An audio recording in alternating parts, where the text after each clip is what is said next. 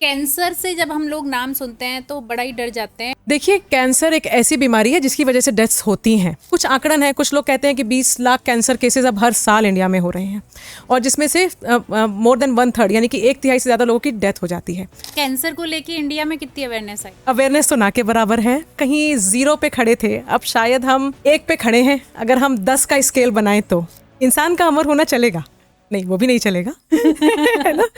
लेकिन कोशिकाओं का अमर होना तो प्रॉब्लम है कि बच्चों में क्यों कैंसर हो रहा है। तो इसीलिए उन्होंने ये चूज किया, ये डिसीजन लिया एक्ट्रेस होने के बावजूद कि हम ब्रेस्ट रिमूव ही करवा देंगे। जो मदर ब्रेस्ट फीडिंग कराती हैं उसमें कहते हैं कि उसमें रिस्क रिड्यूस होता है कैंसर होने। जी, ये बिल्कुल सही बात है। अच्छा, फीमेल्स में होता है लेकिन मेल्स में भी होता है, शायद ये बात लोगों को पता नहीं है। जी, जी। है ना। शराब से ये प्रॉब्लम होती है कि ये एस्ट्रोजेंस के लेवल को कम नहीं होने देता, ये एस्ट्रोजेंस और बढ़ा देता है। बहुत सारे कैंसर्स जो हैं हम अल्कोहलिज्म की वजह से ज्यादा देख रहे हैं। जो फीमेल है उसमें जो ब्रेस्ट कैंसर है वो डेवलप होता है, बट मेल्स में क्यों?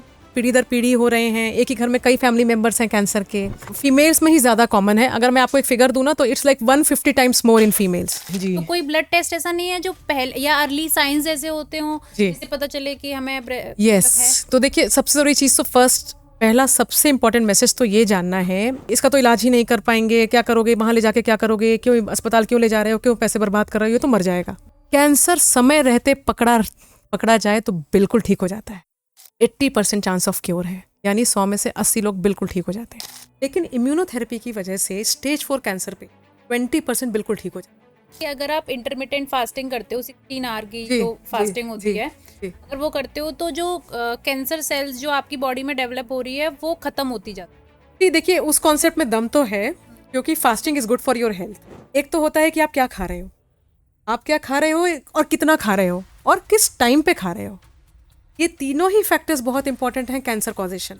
रेड मीट को वो कैटेगरी 2 कार्सिनोजन बोलती है। भी कैंसर होता जी। जैन लोग क्या करते थे कि सूर्यास्त के बाद नहीं खाते। That's a very healthy habit. अभी तो आई थिंक विराट कोहली भी कुछ ऐसा ही फॉलो करते हैं, है ना। तो ऐसे जैसे आपने बताया अभी कि इंसुलिन भी करती है। जी।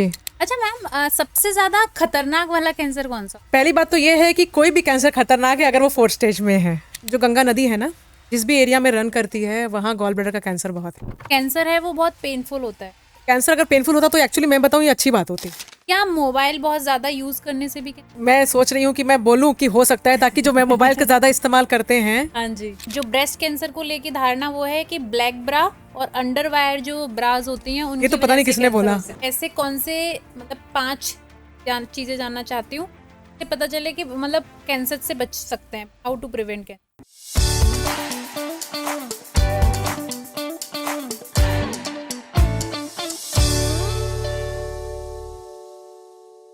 हेलो नमस्ते, मेरा नाम है मानवी और आप देख रहे हैं द सोशल लाइट। कैंसर से जब हम लोग नाम सुनते हैं तो बड़ा ही डर जाते हैं और 2020 के डेटा के हिसाब से 10 मिलियन से ज़्यादा लोगों की मौत ग्लोबली। आज मेरे साथ हैं आर्टेमिस की डॉक्टर प्रिया तिवारी से हम बात करेंगे कैंसर के मिथ्स को लेके, कैंसर के जो सिम्टम्स होते हैं उनको लेके, कैंसर के मिथ, बहुत सारी चीज़ें हैं जो आप लोग भी जानना चाहते हैं और मैं भी जानना चाहती हूँ। बहुत बहुत स्वागत है doctor. Thank you for the invitation. सबसे बड़ी बात है कि आपने इतने बिजी शेड्यूल से अपने टाइम निकाला हम लोग। देखिए, टॉपिक ही सब्जेक्ट ही ऐसा है जिसके बारे में आई थिंक जितना लोग जितनी जानकारी रखें वो अच्छा होगा। हाँ, तो सबसे पहले शुरुआत जो मैंने करी वो यही थी कि 2020 में जो डेटा आया था वो 10 मिलियन से ज्यादा ग्लोबली मौत हुई। जी। अभी तो वो डेटा आया भी नहीं है। जी। इस पे आपका क्या कहना है? देखिए, कैंसर एक ऐसी बीमारी है जिसकी वजह से डेथ्स होती हैं।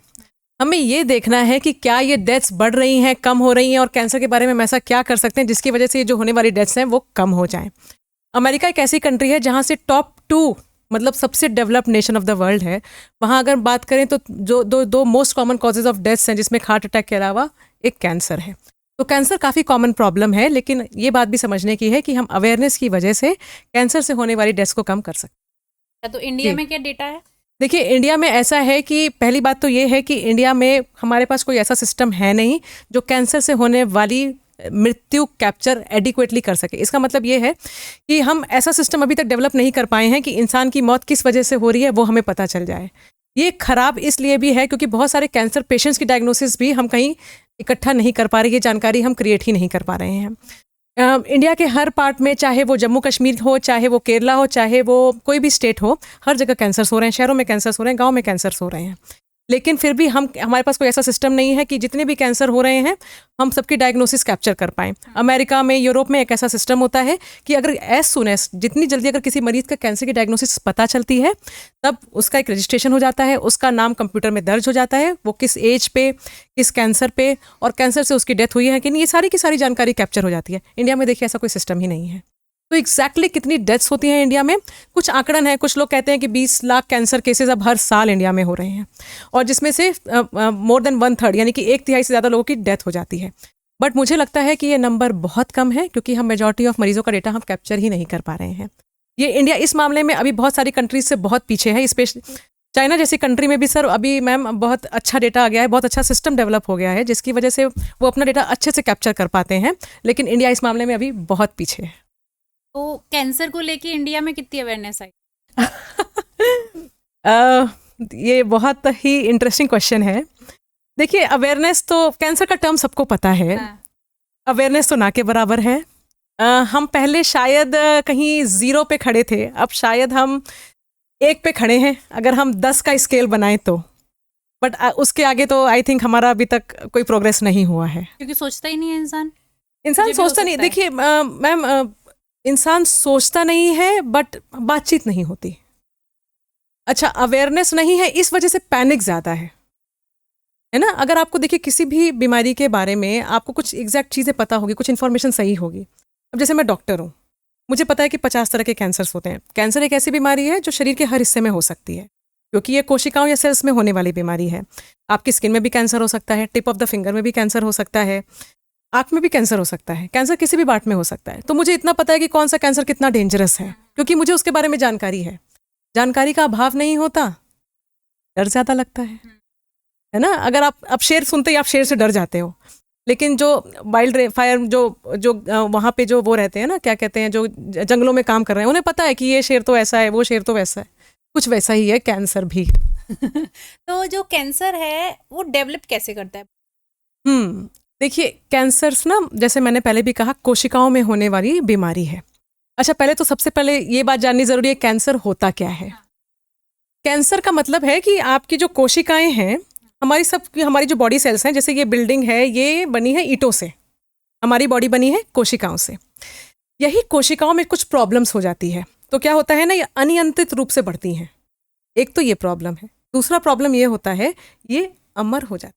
इंसान का अमर होना चलेगा नहीं, वो भी नहीं चलेगा है ना, लेकिन कोशिकाओं का अमर होना तो प्रॉब्लम है। अब हम कोशिश करते हैं कि हम यंग रहें, डिफरेंट तरह के प्रोडक्ट्स हम यूज़ करते हैं, राइट। लेकिन सेल्स अगर एज करके डाई ना करें, अगर सेल्स की डेथ नहीं होती, तो एक्चुअली बॉडी के लिए ये खराब बात है जी। तो देखिए, चक्कर क्या होता है कि कैंसर्स की सेल ग्रो करती रहती हैं। अब सपोज करिए आपकी बॉडी में लिवर है, एक ऑर्गन है, लिवर सबको पता है। लिवर में कैंसर डेवलप हो गया, तो क्या होगा ना, वो कैंसर्स की सेल्स ग्रो करती रहेंगी और वो लिवर को काम ही नहीं करने देंगी, वो पूरे के पूरे लिवर को ऑक्यूपाई कर लेंगी, तो लिवर फेल हो जाता है। लिवर आपके ऑर्गन के लिए, आपकी बॉडी के लिए एक ऐसा ऑर्गन है जो सर्वाइवल के लिए बहुत ज़रूरी है ना। और अगर वो काम करना बंद कर दे, तो जाहिर सी बात है आपको या तो लिवर ट्रांसप्लांट चाहिए होगा, है ना। या फिर कैंसर्स के साथ एक दूसरा प्रॉब्लम है, कैंसर एक जगह से दूसरी जगह फैल सकता है, जिसको कि हम मेटास्टेसिस कहते हैं। देखिए, आप हार्ट अटैक सुन के आप नहीं डरते, आप कैंसर सुन के डरते हैं। आपका हार्ट अटैक हार्ट में रहता है, वो कहीं और बॉडी में नहीं जाता। कैंसर जो है वो बॉडी के डिफरेंट ऑर्गन्स में जाता है। तो कैंसर क्या है? कैंसर एक ऐसा डिसऑर्डर है जिसमें कि सेल्स जो होती हैं वो एबनॉर्मली ग्रो करती हैं, अनियंत्रित तरीके से ग्रो करती हैं। दे नेवर डाई, उनकी डेथ नहीं होती, and they have the capacity to spread in the body. वो जिस एक ऑर्गन में होती हैं उसके अलावा बॉडी के दूसरे ऑर्गन्स में भी जा सकती हैं। और इसी वजह से कैंसर से हमें डर ज़्यादा लगता है। उनका जो ये पोटेंशियल होता है, जिसे हम कहते हैं मेटास्टेटिक पोटेंशियल, कि कैंसर बॉडी के एक ऑर्गन में तो हुआ, लेकिन ये हमारे ब्लड में जाके दूसरे ऑर्गन्स को भी इम्पैक्ट कर सकता है। इसीलिए कैंसर से डर लगता है। आपने सुना होगा कि अगर लोगों को दिमाग में कि मैम कैंसर का क्या डिजीज़ का स्टेज है, स्टेज का मतलब कि हाँ बीमारी कौन से चरण में है, कौन सी अवस्था में है, उसका एक्सटेंट क्या है। और अगर हम किसी को बताते हैं कि स्टेज 4 है, तो that is like the last stage of the cancer. इसका मतलब बीमारी एक जगह से शुरू होकर दूसरी जगह पहुंच गई है। कई बार होता है कि ब्रेस्ट कैंसर का ट्रीटमेंट तो शुरुआत में हो गया, बट सपोज करिए कैंसर जब स्टार्ट होता है ना मैम, तो वो किसी ऑर्गन में स्टार्ट होता है ना। तो जैसे ब्रेस्ट का कैंसर ब्रेस्ट में स्टार्ट हुआ तो वो बहुत समय तक तो ब्रेस्ट में ही रहता है, बट क्योंकि लोगों को अवेयरनेस नहीं है और लोगों को कुछ तो देखिए मैम स्टिग्मा भी है। कैंसर की जब बात करें तो बहुत स्टिग्मा होती है। हम कुछ देर पहले बात कर रहे थे कि कैंसर समय पे क्यों नहीं पता चलता। इसलिए नहीं पता चलता, आप सपोज करिए आप किसी गांव में चले जाइए, है ना, तो बहुत सारे कारण हैं इसके, बट एक कारण ये भी है कि सपोज आप किसी विलेज में जाइए, अगर किसी लेडी को ब्रेस्ट कैंसर हो रहा है तो वो अपने हस्बैंड को भी नहीं बताएगी कि उसको ब्रेस्ट में कुछ प्रॉब्लम है। ब्रेस्ट को लेकर तो कितना स्टिग्मा है, राइट। तो बहुत समय तक क्या रहता है कि कैंसर एक ही जगह रहता है। अगर फिर उसके बाद क्या होता है, वो धीरे धीरे और ग्रो करता है बॉडी में, है ना, जैसे कि वो दिखाते हैं, वो सारे टेंटिकल्स दिखाते हैं। उसके बाद वो ब्लड सर्कुलेशन, ब्लड स्ट्रीम में जाने लगता है। कैंसर एक ऐसा डिसऑर्डर है, इज द ओनली डिसऑर्डर जो कि ब्लड सर्कुलेशन में जाता है ना। जैसे आपको कुछ इन्फेक्शंस भी ब्लड सर्कुलेशन में जाते हैं मैम, है ना, बट उसके अलावा कैंसर एक ऐसा डिसऑर्डर जो आपकी बॉडी के अंदर डेवलप होता है। इन्फेक्शन तो समथिंग बाहर से होता है, तो और ये इसकी टेंडेंसी होती है कि हर जगह स्प्रेड कर सकता है। ब्रेस्ट का कैंसर ब्रेन में वापस आ सकता है, लिवर में वापस आ सकता है, बोन्स में वापस आ सकता है। तो इसको हम स्टेज 4 का कैंसर कहते हैं। तो ये एक बहुत ही इंपॉर्टेंट फीचर होता है कैंसर्स का।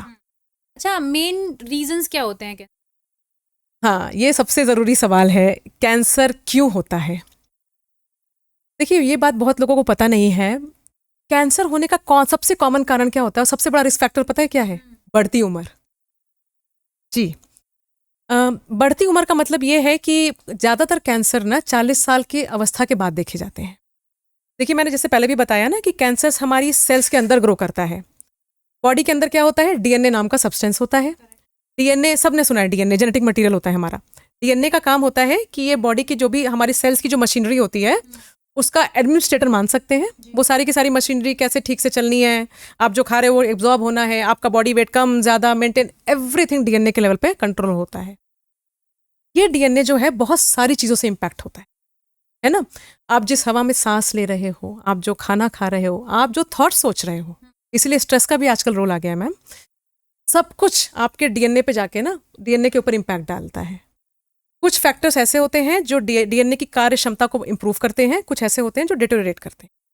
तो बॉडी में हमारे कुछ ऐसे भी रिपेयरिंग मैकेनिज्म्स हैं कि अगर डीएनए में कहीं कुछ प्रॉब्लम्स हो रही है, क्योंकि हम इतने सारे जो एनवायरमेंटल स्ट्रेसेस एक्यूमुलेट करते रहते हैं, है ना, तो उसको वो रिपेयर भी करता रहे। Over the period of time क्या होता है ना, जैसे जैसे हमारी उम्र बढ़ती जाती है ये रिपेयरिंग मैकेनिज्म्स ना खराब होने लगते हैं, स्लो होने लगते हैं। तो उसके बाद क्या होता है ना, हमारे डीएनए में ना प्रॉब्लम्स बढ़ जाती हैं। जब डीएनए में प्रॉब्लम बढ़ जाएगी तो जाहिर सी बात है सेल की जो काम करने की टेंडेंसी होगी, जो तरीका होगा, वो भी इम्पैक्ट होगा और सेल खराब हो जाती है। जब सेल खराब हो जाती है उसी खराब सेल में कैंसर उत्पन्न होता है। छोटे छोटे बच्चों को कैंसर? हाँ, सो मैं उसके ऊपर आती हूँ। अभी मैं पहले आपको ये बात पूरी बताती हूँ। सो देखिए ये तो हुआ कि कैंसर डेवलप हो गया उम्र के साथ, इसलिए हम ज़्यादा देखते हैं। कैंसर ज़्यादा इसलिए भी आजकल हम इंडिया में देख रहे हैं क्योंकि इंडियंस अभी लंबा जी रहे हैं। आपको सिंपल एग्जांपल देती हूँ मैं। आज़ादी के समय 40 साल से ज़्यादा लाइफ स्पैन नहीं था इंडियंस का, है ना। इन्फेक्शंस, कॉलेरा, बहुत तरह की बीमारियां थी जिसकी वजह से we were not living longer, health care facility नहीं था, है ना। अब पीपल आर लिविंग लॉन्गर। तो उस समय अगर कोई ऐसा डिसऑर्डर है जो 40 साल के बाद हो, जो सपोज 70 साल की उम्र में हो, तो वो तो कम ही दिखेगा ना मैम, वो दिखेगा ही नहीं। तो अब इसलिए एक रीज़न ये भी कैंसर ज़्यादा अच्छी बात है कि हम ज़्यादा मतलब आप थोड़ा सा नेगेटिव मत करिए। हाँ, ये अच्छी बात है कि लोग ज़्यादा जी रहे हैं, बट इसलिए भी हम कैंसर ज़्यादा देख रहे हैं। अच्छा, तो एक तो ये रीज़न है। अच्छा, दूसरा क्या होता है ना, कैंसर हमारी बॉडी मेटाबॉलिज्म से ही उत्पन्न होता है। देखिए अब जैसे मैंने आपको बताया कि हम डीएनए की बात कर रहे हैं। अब डायबिटीज़ हुआ, डायबिटीज़ का कहते हैं कि क्या life style is a important risk factor. अगर आप बैठे हुए हैं, है ना, आप एक्सरसाइज नहीं करते, आप कार्बोहाइड्रेट, सिंपल कार्बोहाइड्रेट्स आप ज़्यादा खा रहे हो, तो आपको डायबिटीज़ का रिस्क ज़्यादा है। अब क्योंकि यही सारी चीज़ें जो हैं आपकी सेल्स को इम्पैक्ट करती हैं, यही सारी चीज़ें आपके डीएनए को इम्पैक्ट करती हैं, यही सारी चीज़ें आपके कैंसर के रिस्क को भी बढ़ाती हैं। हाँ, तो जो रिस्क फैक्टर आपके हार्ट अटैक के हैं, जो रिस्क फैक्टर्स आपके डायबिटीज़ के हैं, जो रिस्क फैक्टर्स आपको स्ट्रोक या लकवा के हैं, वही सारे रिस्क फैक्टर्स कैंसर के भी हैं। तो एक तो ये हुआ कि आपका बॉडी मेटाबॉलिज्म इसलिए बड़ा इंपॉर्टेंट रोल प्ले करता है। कुछ फैक्टर जैसे एक्सरसाइज करते हैं आप, पॉजिटिव थॉट्स रखते हैं, एक सपोर्ट सिस्टम बना के रखते हैं, जिसकी वजह से आपकी बॉडी सेल्स सब हेल्दी रहती हैं तो आपके कैंसर होने का रिस्क भी कम हो जाता है। अच्छा, अब आपने एक बहुत इंपॉर्टेंट क्वेश्चन पूछा कि बच्चों में क्यों कैंसर हो रहा है। देखिए, कई बार क्या होता है ना मैम, दो फैक्टर्स हैं। एक बार जब बच्चा कोख में रहता है, जब बच्चा कोख में रहता है ना, तो मदर को कुछ ऐसा फैक्टर तो नहीं एक्सपोज हुआ। सपोज करिए खाने में किसी केमिकल या पेस्टिसाइड हो, या हवा में कुछ ऐसा हो, जैसे आजकल हम बात कर रहे हैं air pollution is also risk factor. तो अगर बच्चा जब कोख में रहता है, भ्रूण में रहता है, जब फीटस होता है, तो उस समय अगर मदर को कोई कार्सिनोजेनिक एक्सपोजर हुआ हो, कोई ऐसे केमिकल जिससे कि कैंसर होता है, किसी ऐसे केमिकल को एक्सपोजर हुआ हो, तो बच्चों में कैंसर होने का रिस्क फैक्टर बढ़ जाता है। पहला फैक्टर तो ये है मैम। दूसरा फैक्टर क्या होता है कि कई बार क्या होते हैं, कुछ कैंसर्स जीन्स में रन करते हैं। हाँ, ये बहुत लोगों को बात पता नहीं है। जैसे कि मैंने मैंने कॉन्वर्सेशन में एक हिंट दिया था कि हमारी बॉडी में डीएनए में कुछ ऐसे मैकेनिज्म्स होते हैं जो डीएनए को रिपेयर करके रखते हैं, उसको चुस्त दुरुस्त करके रखते हैं। तो अगर वो डीएनए, वो रिपेयर करने वाले मैकेनिज्म्स अगर ठीक नहीं होंगे, उन्हीं के अंदर कुछ फॉल्ट होगा, तो जाहिर सी बात है डीएनए में डैमेज जल्दी हो जाएगा, है ना। तो ऐसे ही लोगों में, ऐसे ही फैमिलीज़ में कुछ ऐसे जीन्स होते हैं जिनकी ये जिम्मेदारी होती है कि वो डीएनए को ठीक रखें, बट अगर वो फॉल्टी होते हैं तब ऐसे में बच्चों में हम कैंसर्स देखते हैं, क्योंकि उनके डीएनए जल्दी डैमेज हो जाते हैं। इसको हम कहते हैं हेरिडिटरी कैंसर सिंड्रोम्स।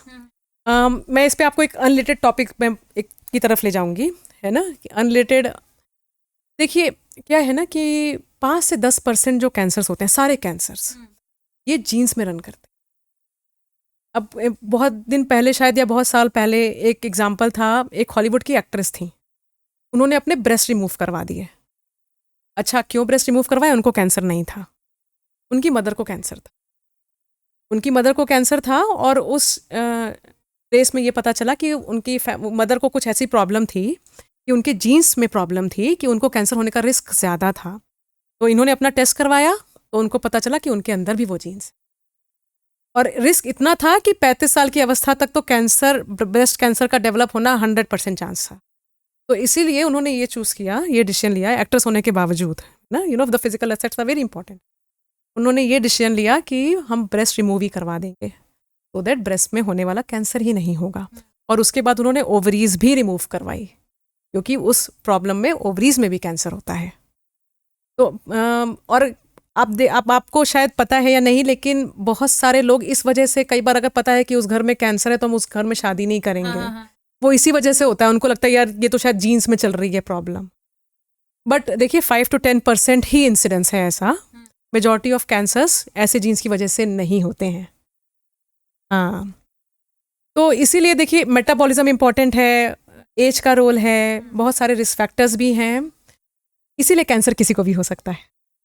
तो क्योंकि ब्रेस्ट फीड जो मदर ब्रेस्ट फीडिंग कराती हैं, उसमें कहते हैं कि उसमें रिस्क रिड्यूस होता है कैंसर होने। जी, ये बिल्कुल सही बात है। देखिए ब्रेस्ट कैंसर सबसे कॉमन कैंसर है वर्ल्ड में, है ना। अच्छा, फीमेल्स में होता है लेकिन मेल्स में भी होता है, शायद ये बात लोगों को पता नहीं है, जी, है ना। मैं यही पूछने वाली थी। जी, फीमेल्स में भी ब्रेस्ट कैंसर होता है और मेल्स में ब्रेस्ट है। और मैंने पहले भी बोला कि कैंसर तो किसी भी ऑर्गन में हो सकता है, तो मेल ब्रेस्ट में भी ब्रेस्ट कैंसर हो सकता है जी। लेकिन हाँ, ये बात सही है कि ब्रेस्ट फीडिंग से ब्रेस्ट कैंसर होने का रिस्क कम होता है। अच्छा, ऐसा क्यों है? देखिए, जो ब्रेस्ट कैंसर है ना, वो हॉर्मोन्स की वजह से घटता बढ़ता है। इसका मतलब ये है कि एस्ट्रोजन एक फीमेल हार्मोन है ना। हार्मोन्स क्या होते हैं? एक तरह के केमिकल्स होते हैं, है ना। एक तरह के केमिकल्स होते हैं हमारी बॉडी के को कैसा रखना है, हमारी बॉडी की मशीनरी के लिए बड़े इंपॉर्टेंट केमिकल्स होते हैं। एस्ट्रोजन का काम ये होता है कि ये ब्रेस्ट की जो टिश्यू होती है, ब्रेस्ट ग्रोथ को बढ़ाते हैं, है ना। तो अगर ये एस्ट्रोजन का अमाउंट हमारी बॉडी में परसिस्टेंटली हाई रहेगा ना, तो ब्रेस्ट ग्रोथ बहुत ज़्यादा हो जाएगी, सेल्स की ग्रोथ ज़्यादा हो जाएगी, तो कभी कभी वो कैंसर में डेवलप हो सकता है ना। देखिए, कोई भी चीज़ अगर बॉडी में इंपॉर्टेंट है तो उसका एक लेवल इंपॉर्टेंट होता है ना। अगर उसके बियॉन्ड वो ज़्यादा या कम हो तो दोनों से प्रॉब्लम हो सकती है। एस्ट्रोजन के हाई लेवल्स की वजह से कैंसर डेवलप हो सकता है। तो जब आप ब्रेस्ट फीडिंग करते हैं तो ब्रेस्ट फीडिंग में कुछ ऐसे केमिकल्स बॉडी में रिलीज होते हैं जो एस्ट्रोजन के लेवल को लो रखते हैं, इसीलिए ये प्रोटेक्टिव है। आजकल शराब पीने का चलन बहुत बढ़ गया है। दुखी हो तो शराब पीते हैं, सुखी होते हैं तो शराब पीते हैं, right. It's a part of every culture. शराब से ये प्रॉब्लम होती है कि ये एस्ट्रोजन के लेवल को कम नहीं होने देता, ये एस्ट्रोजन और बढ़ा देता है। इसीलिए alcohol is a risk factor for breast cancer. Alcohol intake. देखिए सोशल ओकेजनल तो चलता है, बट आजकल तो काफ़ी कॉमन हो गया है। तो alcohol is actually risk factor. Alcohol is a risk factor बहुत सारे कैंसर्स के लिए है, बट जैसे कि जिसमें कोलन आंत का कैंसर है, ब्रेस्ट कैंसर मैंने आपको बताया, पैनक्रियास का कैंसर, स्टमक का कैंसर, फूड पाइप का कैंसर, किडनी का कैंसर, बहुत सारे कैंसर्स जो हैं हम अल्कोहलिज्म की वजह से ज़्यादा देख रहे हैं। मतलब अब जब भी हम रिस्क फैक्टर्स की बात करें तो हमारा स्टार तो स्मोकिंग है। करेक्ट। तो वो स्मोकिंग है, लेकिन स्मोकिंग से भी बॉडी में बहुत सारे तरह के कैंसर्स होते हैं, बट उसके अलावा भी कुछ रिस्क फैक्टर्स हैं जिसमें alcohol is one of the risk factors. अच्छा, और भी बहुत सारे रिस्क फैक्टर्स, जैसे मैंने बताया कि 5 से 10% कैंसर्स तो हेरिडिटरी फैक्टर्स की वजह से होते हैं। एयर पोल्यूशन, आजकल फेफड़े का कैंसर हम ज़्यादा देख रहे हैं एयर पोल्यूशन की वजह से। इंडिया, चाइना, बहुत सारी कंट्रीज़ में अभी डेटा आ गया है कि 10 से 20% कैंसर्स हो रहे हैं। अब जैसे कि हम बात करते हैं ना कि कोई भी, हम तो अब स्मोक नहीं करते, कैसे कैंसर हो गया, अधिकतर लोग तो यही बोलते हैं ना। करेक्ट, हाँ। मेरी ओपीडी में कोई आता है, कोई स्मोकर आता है, मैं कहती हूँ भाई स्मोकिंग छोड़ दे, वो तो यही कहते हैं कि वो तो स्मोक नहीं करते थे फिर भी उनको कैंसर हो गया, क्योंकि हमारे एनवायरनमेंट में अब ऐसी चीज़ें आ गई हैं। करेक्ट। खाने में केमिकल्स हैं, फर्टिलाइजर्स, इंसेक्टिसाइड्स, और ये सारी चीज़ें जैसे कि एयर पोल्यूशन। तो मैम इनका definitely they have a role to play in causing breast cancer. Feeding में जैसे आपने बताया एस्ट्रोजन जो होता है वो उसकी वजह से जो फीमेल है उसमें जो ब्रेस्ट कैंसर है वो डेवलप होता है, बट मेल्स में क्यों होता मेल्स में भी हार्मोन्स होते हैं। देखिए मेल्स में क्या होता है ना, मेल्स में कौन सा मोस्ट इंपॉर्टेंट हार्मोन है? टेस्टोस्टेरोन, है? करेक्ट। है ना। टेस्टोस्टेरोन से ही कई बार एस्ट्रोजन बन सकता है, और मेल्स की बॉडी में भी एस्ट्रोजन बनता है। कुछ अगर ऐसे डिसऑर्डर्स होते हैं, जैसे कि अगर मेल्स अल्कोहल ज़्यादा ले रहे हैं तो उनमें भी टेंडेंसी होती है कि एस्ट्रोजन्स की लेवल बढ़ जाए। और कई बार सपोज अगर उनका लिवर काम नहीं करता, हार्मोन्स को मेटाबोलाइज करने का, शरीर से निकालने का काम लिवर का होता है। अगर लिवर डैमेज्ड है, लिवर ठीक से काम नहीं कर रहा, शराब की वजह से होता है ना, तो हार्मोन्स भी ठीक से मेटाबोलाइज नहीं होते, तो उस वजह से भी उनकी बॉडी में लेवल्स हाई रहते हैं।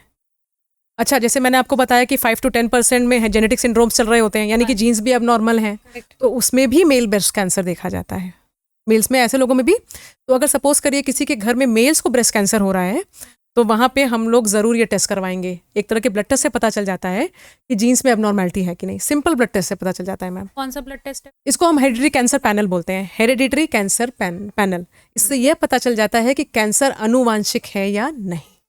अनुवांशिक का मतलब ये कि पीढ़ी दर पीढ़ी ट्रांसफर हो सकता है कि नहीं, जीन्स तो ट्रांसमिट हो सकते हैं, है ना। तो पीढ़ी दर पीढ़ी, तो ये सारे कि अगर पीढ़ी दर पीढ़ी हो रहे हैं, एक ही घर में कई फैमिली मेंबर्स हैं कैंसर के, या कुछ ऐसे कैंसर्स जो इस तरह के लोग, इस तरह के सिंड्रोम्स में ज़्यादा देखे जाते हैं, जैसे मेल ब्रेस्ट कैंसर, तो वहाँ पे ये ब्लड टेस्ट हम ज़रूर करवाते हैं।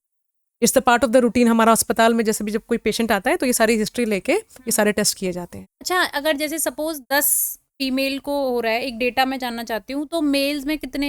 नहीं मैम, देखिए फीमेल्स में ही ज़्यादा कॉमन है। अगर मैं आपको एक फिगर दूँ ना, तो it's like 150 times more in females. Okay, है ना, तो एवरी 150 फीमेल्स टू 1। अच्छा, ये डेटा है मैम। ओके। अच्छा, जैसे अभी ब्लड टेस्ट की बात हो रही थी, ऐसा कोई, क्योंकि बहुत सारे ऐसे केसेस होते हैं जहाँ पे यही सुनने को आता है कि direct 4th stage cancer detect हुआ है, जी। तो कोई ब्लड टेस्ट ऐसा नहीं है जो पहले या अर्ली साइंस ऐसे होते हों जिससे पता चले कि हमें यस। तो देखिए सबसे ज़रूरी चीज़ तो पहला सबसे इम्पोर्टेंट मैसेज तो ये जानना है कि कैंसर में क्यों हम ऐसा हो रहा है, ऐसा क्यों हो रहा है कैंसर में कि कैंसर लेट स्टेज पे पता चल रहा है। एक तो कारण है लैक ऑफ अवेयर, पहली चीज़ तो ये है। देखिए कैंसर एक तो मिथ है, लोगों को लगता है कि कैंसर है तो डेथ सेंटेंस है। ये बहुत कॉमन मिथ है कि अरे ऐसा कैंसर हो गया, ये तो मर जाएगा, है ना, कि इसका तो इलाज ही नहीं कर पाएंगे, क्या करोगे वहाँ ले जाके, क्या करोगे, क्यों अस्पताल क्यों ले जा रहे हो, क्यों पैसे बर्बाद कर रहे हो, ये तो मर जाएगा। ये बहुत कॉमन थॉट प्रोसेस। कुछ भी कैंसर हो, भले ही बॉडी में 100 तरह के कैंसर होते हैं, चाहे कोई भी कैंसर हो, ये एक जनरल परसेप्शन है कैंसर्स को लेके, है ना। तो सबसे बड़ा कारण इसका यही है कि लैक ऑफ अवेयरनेस। कैंसर के बारे में किसी को कुछ पता ही नहीं है। जैसे कि मैंने आपको बताया कि कैंसर क्या होता है, आप किसी से पूछ लो, किसी को नहीं पता होता। सेकंड स्टेप ये जानना जरूरी है कैंसर के चिन्ह क्या होते हैं। देखिए कैंसर क्यों मिस होता है, क्योंकि कैंसर जब स्टार्ट होता है तो इसके जो चिन्ह होते हैं ना, वो किसी दूसरी प्रॉब्लम को रिजेंबल करते हैं। अब मैं आपको सिंपल एग्जांपल देती हूँ। अगर किसी को फेफड़े का कैंसर होगा ना, तो उसके शुरुआती लक्षण निमोनिया जैसे हो सकते हैं, इसीलिए लोग मिस कर देते हैं। लोग निमोनिया का इलाज करवा लेंगे, कुछ एंटीबायोटिक का कोर्स करवा लेंगे, है ना, और शांत हो जाएगा, और शांत, उनको लगेगा हाँ कि अब तो सब ठीक है। अब मैं आपको एक सिंपल एग्जांपल देती हूँ। पहले डीडी बहुत सारे चैनल्स पे ना जब टीबी अवेयरनेस कैंपेन चला था, ट्यूबरकुलोसिस अवेयरनेस कैंपेन चला था, तब एक जगह ऐड खूब रन करने की हुए कि अगर 3 हफ्ते से ज़्यादा की खांसी होती है तो आपको टीबी की जांच करवा लेनी चाहिए। ऐसा बोला ना उन्होंने। अब उन्होंने 3 हफ्ते का एक कट ऑफ इस्तेमाल किया, 3 हफ्ते 4 हफ्ते एक कट ऑफ इस्तेमाल किया, क्योंकि सबको पता है कि सिंपल खांसी जो होती है जो 2 दिन में किसी भी वायरल फीवर से वो ठीक हो जाती है, बट टीबी की खांसी नहीं ठीक होगी जब तक आप टीबी का इलाज नहीं करोगे। तो कैसे डिफ्रेंशिएट करना है कि वो सिंपल वायरल इन्फेक्शन वाली खांसी है या फिर टीबी वाली खांसी है, तो उन्होंने एक वो कट ऑफ क्रिएट कर दिया। ऐसा ही कैंसर सिम्टम्स के लिए भी ट्रू है। कैंसर के सिम्टम्स, अगर आपको कोई भी बॉडी में कोई भी ऐसा नया सिम्टम आ जाए, सपोज करिए मुंह में एक छाला बन जाए, है ना, या फेफड़े में खांसी शुरू हो जाए, या फिर कॉन्स्टिपेशन शुरू हो जाए, कब्ज, 3 हफ्ते 4 हफ्ते आपने वेट किया, कुछ ओवर द काउंटर इलाज, मेडिसिन ले ली, डॉक्टर से जाके कुछ इलाज ले लिया, फिर भी आपके सिम्टम्स नहीं जा रहे हैं, तो आपको डॉक्टर के पास जाके ज़रूर कैंसर का,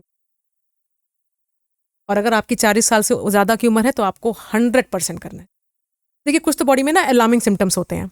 अगर खांसी में खून आ गया, जैसा फिल्मों में दिखाते हैं, हाँ, बिल्कुल। फिल्मों में तो ऐसे ही दिखाते थे, है ना, कि खांसी में खून आ गया तो कैंसर ही होगा, भले ऐसा दूसरी प्रॉब्लम्स में भी होता है। तो कुछ तो देखिए अलार्मिंग इंसान को आ जाते हैं। पेशाब में खून आ गया तो किडनी का कैंसर हो सकता है, प्रोस्टेट का कैंसर हो सकता है, पेशाब की थैली का कैंसर हो सकता है, यूरिनरी ब्लैडर कैंसर बोलते हैं हम। तो कुछ तो देखिए अलार्मिंग सिम्टम है कि वो सिम्टम होंगे और आप चले जाओगे डॉक्टर के पास।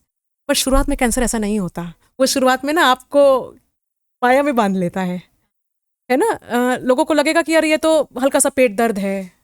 अब जैसे ओवरी कैंसर की बात बताती हूँ मैं। ओवरी लेडीज़ में एक ऑर्गन होते हैं, है ना, उनका काम ये होता है कि वो हमारे रिप्रोडक्टिव साइकिल्स को कैसे रेगुलेट करना है, कैसे चलाना है, वो काम होता है। तो बहुत अंदर वाले ऑर्गन्स होते हैं।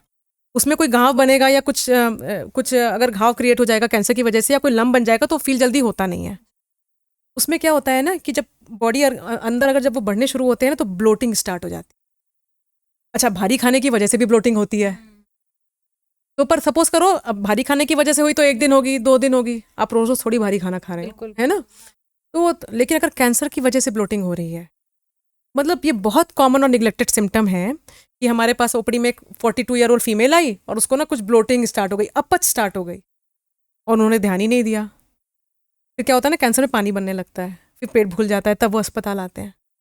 तो जब भी कोई 3 to 4 वीक्स का कोई भी सिम्टम बॉडी में हो, जैसे अगर आपकी सांस की दिक्कत, फेफड़े के कैंसर में सांस की दिक्कत हो सकती है, खांसी हो सकती है, कहीं छाती में दर्द हो सकता है, 3-4 हफ्ते तक ऐसी प्रॉब्लम परसिस्ट कर रही है, तो अभी हमेशा फेफड़े के चेस्ट फिजिशियन के पास जाके हमेशा वो एक बार चेक करवा लेना चाहिए। अच्छा, फूड पाइप कैंसर होता है। फूड पाइप में कैंसर होगा तो खाने में अवरोध आने लगेगा, गांठ बन जाती है, तो फूड पाइप ऐसा होता है और कम हो जाता है, नैरो हो जाता है। देखिए सबसे कॉमन कैंसर्स क्या है, ब्रेस्ट कैंसर है। ब्रेस्ट कैंसर की अच्छी बात पता है क्या है, मतलब कैंसर की अच्छी बात कुछ नहीं है लेकिन ब्रेस्ट कैंसर की अच्छी बात यह है कि breast is a very superficial organ. हम लोग ना school onwards, sensitization should always start early. क्या होता है ना, केवल एल्डरली सोचते हैं हेल्थ के बारे में, यही प्रॉब्लम है। हम ना अपनी यंग जनरेशन को एजुकेट नहीं करते। अगर ब्रेस्ट एग्जामिनेशन हम लोग, now we are reinforcing this teaching कि 20 साल से ऊपर की सारी लेडीज़ को once a month breast examination करना ही चाहिए। ब्रेस्ट कैंसर के लिए और भी स्क्रीनिंग है, आ गई है, वेस्ट में स्क्रीनिंग है। तो ब्रेस्ट अवेयरनेस इंप्रूव होगा, ब्रेस्ट हेल्थ का कॉन्सेप्ट इंप्रूव होगा। उससे एक तो बेनिफिट ये आएगा कि कुछ रिस्क फैक्टर्स पे लोग ज़्यादा अवेयर हो जाएंगे, उस पर काम करेंगे। बट अगर कोई छोटा सा भी लंप है, देखो आपके पास जैसे मेमोग्राम की आजकल मशीन आ गई, आप कहाँ कहाँ लेकर जाओगे, the awareness has to come from inside, है ना। तो वो छोटी सी गांठ होती है, मटर के साइज़ की गांठ होती है, उसमें पकड़ जाता है। कैंसर समय रहते पकड़ा जाए तो बिल्कुल ठीक हो जाता है। हमारे ब्रेस्ट कैंसर पेशेंट्स जो हैं मैम, अगर स्टेज 1, 2, 3 में आते हैं, यानी कि इसका मतलब ये कि केवल ब्रेस्ट तक डिजीज लोकलाइज्ड है, 80% चांस ऑफ क्योर है, यानी 100 में से 80 लोग बिल्कुल ठीक हो जाते हैं। और अगर 4th स्टेज में आई है मतलब फैल रही है। हाँ, 4th स्टेज का मतलब ये होता है कि बीमारी एक जगह से दूसरी जगह चली गई है। अच्छा, इलाज काफ़ी कुछ आगे बढ़ चुका है। इवन स्टेज 4 कैंसर पेशेंट्स के लिए आजकल ट्रीटमेंट ऑप्शंस ऐसे हो गए हैं ना कि हम क्योर करना, तो we are not looking at curing them, but हम ये कर रहे हैं, कोशिश कर रहे हैं कि हम इलाज से उनको लंबे समय तक ठीक रखें। जैसे डायबिटीज़ है, डायबिटीज़ क्योर नहीं होता है ना, बट हम इलाज से ठीक रखते हैं डायबिटीज़। तो स्टेज 4 में जो सबसे लेटेस्ट कॉन्सेप्ट है वो ये है कि अगर आप ठीक नहीं कर पा रहे हैं, बीमारी जड़ से नहीं हटा पा रहे हैं, तो आप उसको कंट्रोल करके रखें, और ऐसा रखिए कि मरीज का लाइफ स्टाइल बिल्कुल एक नॉर्मल इंसान की। हम that is what we aim for a stage 4 cancer. तो स्टेज 4 ब्रेस्ट कैंसर में स्पेशली ऐसी आजकल काफ़ी अच्छी मेडिसिन आ गई, बहुत तरह की हार्मोनल थेरेपीज आ गई हैं, कीमोथेरेपी तो सबको पता ही है। इसके अलावा आजकल एक लेटेस्ट कॉन्सेप्ट आया है ट्रीटमेंट में, कैंसर ट्रीटमेंट में, इम्यूनोथेरेपी का। अब इसमें मैं आपको एक बहुत इंटरेस्टिंग चीज़ बताऊंगी, इम्यूनोथेरेपी क्या होती है। अब लोगों को तो लगता है इम्यूनोथेरेपी का मतलब कि वो, इम्यूनिटी बढ़ाना। हाँ, इम्यूनिटी बढ़ाना और उसमें वो जो नींबू घोल के पी लो, नहीं मतलब वो देखिए हेल्दी चीज़ है, बट वो चीज़ नहीं है जो मैं बता रही हूँ। अच्छा, लोगों को ये बात पता नहीं है, आपकी बॉडी की इम्यूनिटी कैंसर को मार, है ना। सबकी बॉडी में कैंसर्स बनते रहते हैं, छोटे छोटे कैंसर्स ना सबकी बॉडी में बनती है। अच्छा, उम्र के साथ इम्यूनिटी भी डाउन हो जाती है, ये भी एक रीज़न है कि बढ़ती उम्र के साथ हम कैंसर ज़्यादा देखते हैं। ये कॉन्सेप्ट कहाँ से आया? देखिए कॉन्सेप्ट तो बहुत पुराना है, बट जब लोगों को एचआईवी होना शुरू हुआ ना, तो एचआईवी में क्या होता था इन्फेक्शन में कि बॉडी की इम्यूनिटी डाउन हो जाती थी, एड्स करेक्ट, हाँ। तो उसमें कुछ इन्फेक्शंस बढ़ जाते थे, कैंसर भी बढ़ जाता था। ऐसे लोगों में कुछ कैंसर्स भी ज़्यादा होते हैं, हाँ, कुछ ऐसे तरह के कैंसर्स। तो एचआईवी पेशेंट्स में केवल इन्फेक्शन का रिस्क नहीं बढ़ता, कैंसर का रिस्क भी बढ़ता है, क्योंकि आपकी बॉडी इम्यूनिटी कैंसर से बचाती है, ये फैक्ट है। अच्छा, कोविड में एक अच्छी बात ये हुई कि लोगों ने अपनी इम्यूनिटी पे काम करना शुरू कर दिया, है ना। तो मुझे उम्मीद है कि आगे अगर वो सस्टेन रखें वो हैबिट्स प्रैक्टिसेस, तो कैंसर इंडिया में कम होगा, है ना। तो इम्यूनिटी, तो इम्यूनोथेरेपी वैसा ही है। तो अब क्या होता है ना कि जब कैंसर बढ़ता है तो आपस में बॉडी की इम्यूनिटी और कैंसर ना लड़ते रहते हैं, है ना। तो कभी इम्यूनिटी जीत रही, कभी कैंसर सेल जीत रही। हम चाहते हैं कि हमेशा इम्यूनिटी जीते, इसलिए हम ये कुछ ऐसे तरीके या कुछ ऐसी दवाइयाँ देंगे कि बॉडी की इम्यूनिटी मेंटेन रहे। कैंसर जब बढ़ना शुरू होता है तो बॉडी की इम्यूनिटी को और दबाता जाता है, वो कुछ ऐसे केमिकल्स रिलीज करने लगेगा कि बॉडी की इम्यूनिटी हर तरफ से हताश परेशान होकर और कम हो जाए। तो एक कॉन्सेप्ट है कैंसर स्पेसिफिक इम्यूनिटी, है ना। इन्फेक्शन से लड़ने वाली इम्यूनिटी अलग तरह की होती है, कैंसर से लड़ने वाली इम्यूनिटी अलग तरह की होती है। तो जब कैंसर बढ़ता है तो वो कैंसर स्पेसिफिक इम्यूनिटी को और डाउन करने लगता है। तो हम बाहर से कुछ दवाइयाँ दे सकते हैं जिससे ये वाली इम्यूनिटी बढ़ती है और वो कैंसर का खात्मा करे। ये अच्छी इसलिए है और इसका मेंशन करना ज़रूरी इसलिए है कि देखिए, जैसे मैंने आपको बोला कि स्टेज 4 कैंसर्स में हम कोशिश ये कर रहे हैं कि हम इसको एक क्रॉनिक डिजीज, है ना, और कई जगह हम सक्सेसफुल भी हैं, बट कई जगह अभी भी काफ़ी हताशा है। साइंस उतना नहीं प्रोग्रेस कर पाया क्योर करने में या उनको कंट्रोल करने में। लेकिन इम्यूनोथेरेपी की वजह से स्टेज 4 कैंसर पे 20% बिल्कुल ठीक हो जाए। तो उसमें क्या क्या होता है? कुछ तरह के इंजेक्शन्स हैं। तो देखिए ये सारा ना वेस्टर्न टेक्नोलॉजी, लेकिन अब इंडिया में भी आ गया है। और पेटेंट्स जैसे ही हो जाएंगे तो इंडियन कंपनीज भी खत्म हो जाएंगे, उन कंपनीज को तो इंडियन कंपनीज ही बनाएंगे। अभी तो थोड़ी महंगी है, but over the period of time, इसलिए क्योंकि जब इंडियन कंपनीज बनाने लगेंगी तो इनके कॉस्ट भी कम। तो इम्यूनोथेरेपी काफ़ी असरदार इलाज है। किडनी कैंसर स्टेज 4 का किडनी कैंसर था, जिसमें कि कोई दवाई कीमोथेरेपी कुछ भी काम नहीं कर, वहाँ पे इम्यूनोथेरेपी बहुत अच्छा काम कर। तो जैसे कीमोथेरेपी लोगों को सबको पता है, कीमोथेरेपी से बहुत लोग डरते भी हैं। हाँ, हाँ। सारी कीमोथेरेपीज एक जैसी नहीं होती हैं। पेनफुल होती है। नहीं, बिल्कुल नहीं। देखिए, सर हर दवाई का साइड इफेक्ट होता है। हाँ। जैसे कि मैं आपसे बात कर रही थी, हर खाने का साइड इफेक्ट होता है। आप जो हवा ले रहे हो उसके भी साइड इफेक्ट है, राइट। हाँ। तो आप कुछ भी करते हो, हर चीज़ के पॉजिटिव और नेगेटिव इन्फ्लुएंसेस हैं। हमें ये देखना है कि पॉजिटिव चीज़ें नेगेटिव से ज़्यादा होनी चाहिए, और अगर नेगेटिव प्रॉब्लम्स हो रही हैं तो हम उसको कैसे कंट्रोल करें। तो आप केवल कीमोथेरेपी आजकल हम नहीं देते हैं, हम साथ में ना सपोर्टिव मेडिसिन देते हैं। जैसे सपोज पहले ना कीमोथेरेपी से उल्टियाँ होती थी, हर कीमो से नहीं होती, कुछ कीमोथेरेपी ड्रग से उल्टियाँ होती थी, बट अभी हमारे पास बहुत इफेक्टिव मेडिसिन आ गई हैं, हम उल्टियाँ भी ना के बराबर हो जाए। तो ऐसे देखिए, हर कीमो, अब जैसे आप कोई गाड़ी चला रहे हो, अब मैंने बोल दिया आप गाड़ी चला रहे हो, पर ट्रक और BMW तो सेम नहीं हुआ ना।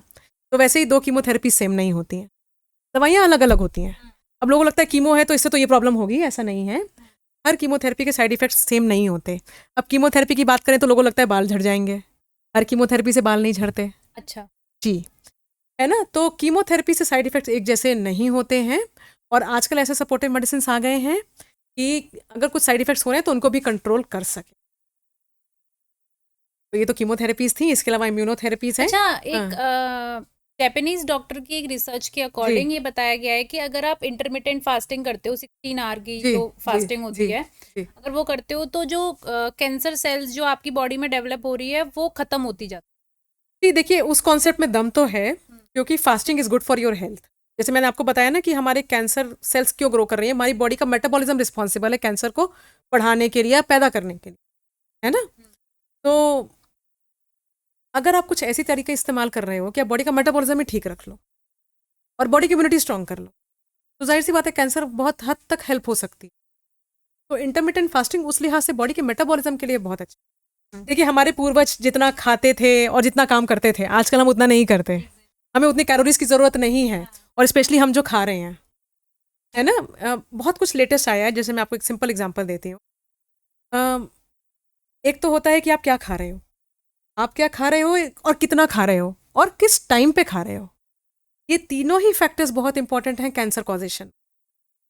आप क्या खा रहे हो, आप कितना खा रहे हो और आप किस टाइम पे खा रहे हो। किस टाइम वाला तो आई थिंक किसी को पता नहीं होगा, किसी को नहीं पता होगा, है ना। तो ये तीनों ही चीज़ें बहुत फैक्टर इन्फ्लुएंस करती हैं कैंसर के इंसिडेंस पे। प्लीज बता दीजिए। हाँ अब आजकल एक एक बहुत चल गया है शुगर शुगर शुगर। हाँ हाँ हाँ, लोगों को लगता है चीनी खाएंगे तो कैंसर हो जाएगा। करेक्ट। हाँ। ये बहुत गलत कॉन्सेप्ट है। तो शायद कुछ लोग ये बात सुन के खुश हो जाएंगे। देखिए गलत कॉन्सेप्ट इसलिए है ना, शुगर ना एक बहुत ही बेसिक सा केमिकल है। आपकी बॉडी की जो नॉर्मल सेल्स होती हैं ना, उनको भी सर्वाइव करने के लिए शुगर चाहिए। शुगर इज लाइक फ्यूल, वो एनर्जी है, बॉडी को चाहिए ही चाहिए।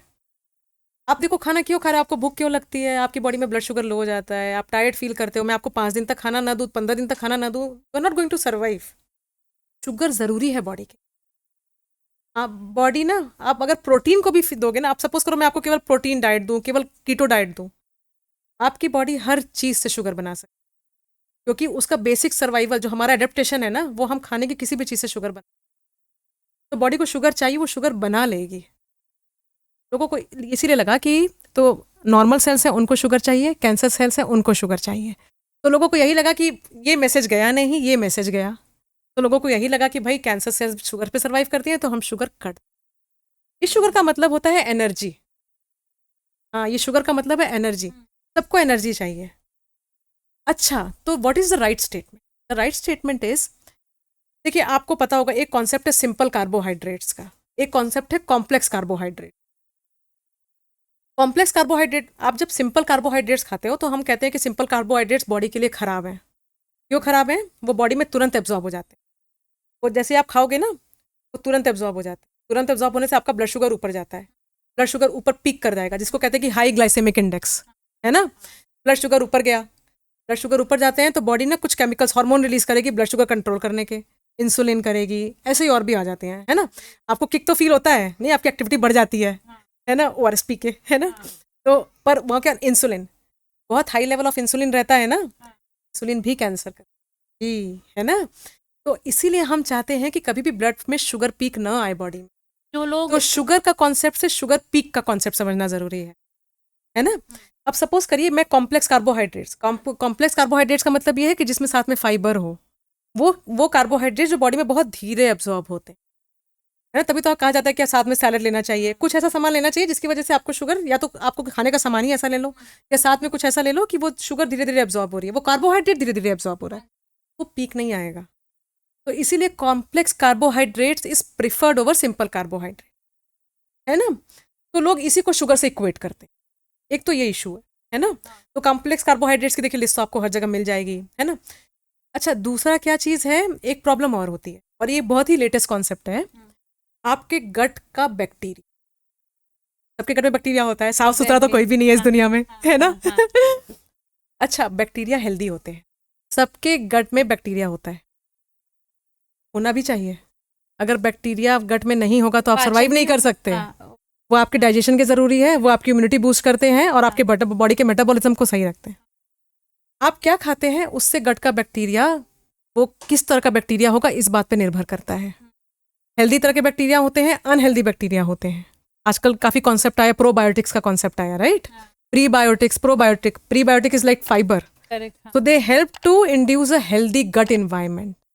अगर आपका गट का बैक्टीरिया हेल्दी नहीं है, वहाँ पे इन्वायरमेंट हेल्दी नहीं है, तो वो कुछ ऐसे केमिकल्स रिलीज करेगा जो बॉडी में इन्फ्लेमेशन बढ़ाते हैं।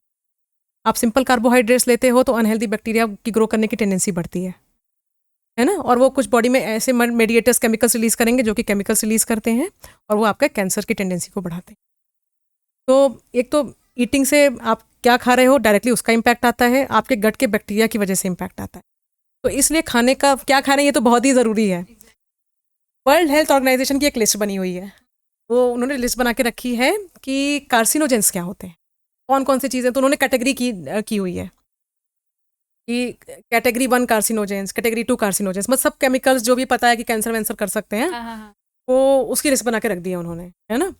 और उसमें वो जिसका सबसे स्ट्रॉन्ग रिलेशन है जिसके साथ, उसको कैटेगरी 1 बोलते हैं। जैसे स्मोकिंग इस कैटेगरी 1।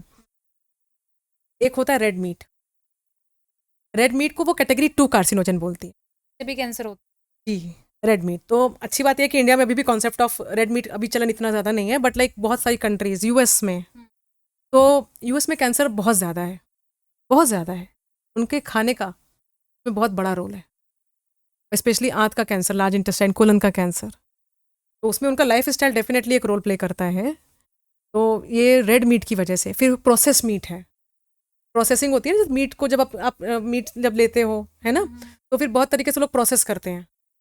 तो क्या होता है ना कि कई बार, जैसे कि मैं आपको सिंपल एग्जांपल देती हूँ, कि कई बार क्या होता है ना, जब केमिकल, जैसे बारबेक्यू कर दिया आपने, है ना, ये तो अब काफ़ी कॉमन कल्चर है, तो एक तरीका होता है उसको करने का, बट समटाइम्स लोग ओवर कुक कर देते हैं, ओवर हीट कर देते हैं, तो उसमें भी कुछ ऐसे केमिकल्स बन जाते हैं जिसकी वजह से ना वो कैंसर कॉजिंग सब्सटेंसेस हो सकते हैं। तो प्रोसेस मीट की वजह से भी कैंसर होता है, जैसे सलामी है, तो बहुत सारे प्रोसेस मीट हैं जिनकी वजह से कैंसर का रिस्क बढ़ता है, रेड मीट की वजह से बढ़ता है।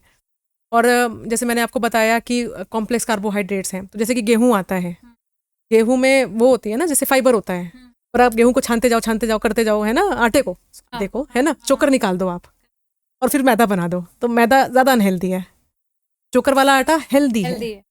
हाँ? तो मतलब हमें ये रियलाइज़ करना है कि हम जो खा रहे हैं, मेजॉरिटी ऑफ प्रॉब्लम्स उसी से आ रही है ना, जो खा रहे हैं। तो और जैसे आप बता रहे थे कि कैटेगरी 2 में उन्होंने रेड मीट डाला, कैटेगरी 3 में क्या डाला? कैटेगरी 3 नहीं, category 1 2 that is most important cancer okay. Causation के लिए। अच्छा, तो एक तो ये हो गया, फूड आइटम्स हो गए।